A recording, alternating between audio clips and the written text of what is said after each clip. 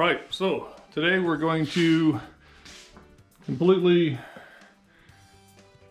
disassemble the block down to just a long block. Take all the accessories off, oil pan, valve cover, and flywheel, all that kind of stuff, so that we can get this over to the machinist. So it's going to be a lot of me just moving the wrench and stripping it down.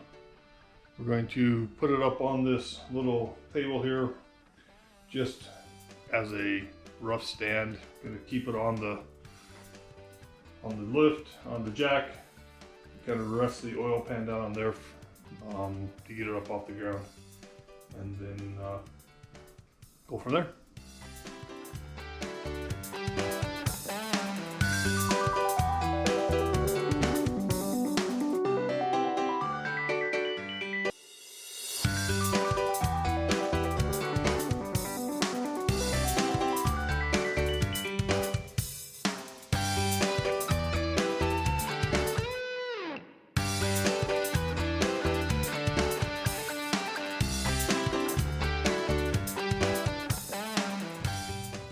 Every once in a while you have to modify a tool to try to make it work. I was trying to take this fan off. You have to take it off of the water pump using the bolts and a bar to hold it from spinning while you turn that big nut. I didn't have quite enough clearance, so I tried to take my tool and modify it. Didn't work. Apparently it's a little more fragile than I thought. So, which is normally the case. Now I have to run to the store, buy a new one. So it's been a couple of days. Things happened, things came up, other things jumped in line.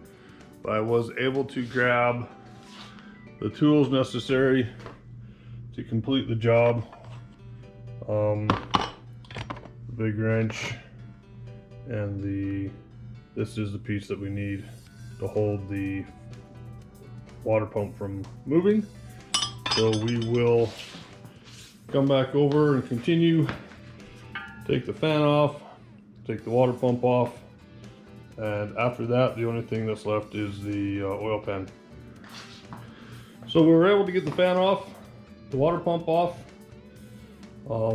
really pretty easy.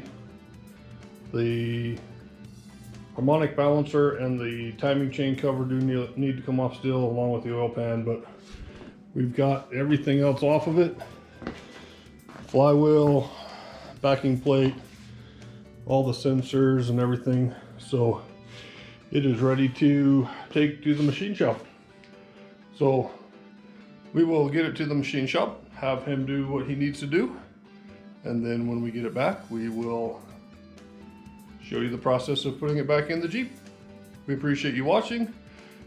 Please subscribe, share comments, let us know what you want to see, and we will continue our journey. Thanks.